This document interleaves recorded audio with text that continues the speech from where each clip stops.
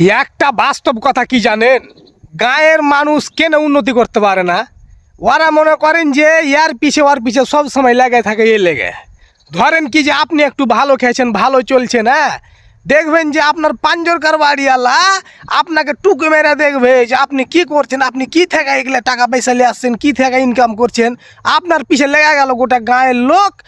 মনে করেন যে কিভাবে আপনাকে নিচে নামা যাবে, কিভাবে আপনার ক্ষতি করা যাবে, এই চিন্তাতে ওরা মনে করেন যে নিন যাবে না।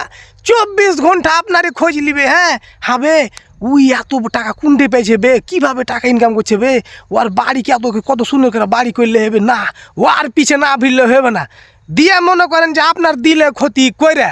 হ্যাঁ উই নিজে কিছু করতে পারবে না বাপ জন্মে। হ্যাঁ কিন্তু আপনার ক্ষতি করার লেগে 24 ঘন্টা মনে করেন যে লেগে থাকবে। দোকানে বসে যাবে, আপনার নামে লাগলো মনে করেন যে দুর্নাম গাইতে, যে এই ওই ওটা করছে, উই ওটা করে রেখেছে, এই সেই। কিন্তু উই যে নিজে মনে করেন যে চুরি করে রেখেছে, এটা আর দেখে না। হ্যাঁ কাজে আসুন, হারা এই ধরনের ছোট মন মানসিকতা থেকে বাড়িয়ে আসি। না হলে মনে করেন যে যেই কের চান্দু ওই থাকতে হবে, জীবনে উন্নতিও করতে পারবো না।